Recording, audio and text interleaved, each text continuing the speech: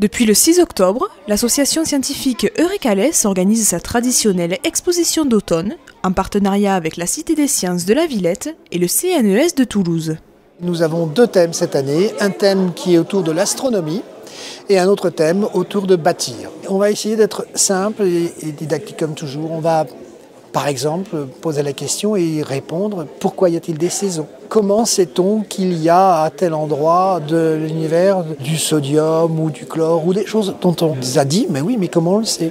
Une double exposition donc, en un seul lieu, le pôle culturel et scientifique de Rochebelle. 200 mètres carrés d'expériences et de démonstrations qui se veulent avant tout ludiques et interactives.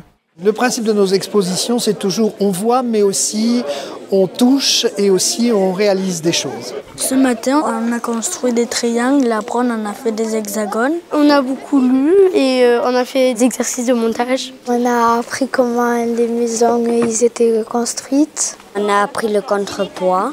On a appris comment on fait des igloos. En fait, on a fait le pont.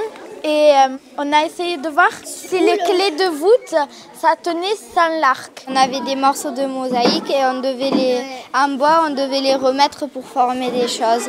Et j'ai trouvé ça trop bien. Ce qui est bien, c'est que toutes les années on y va et toutes les années on apprend de nouvelles choses.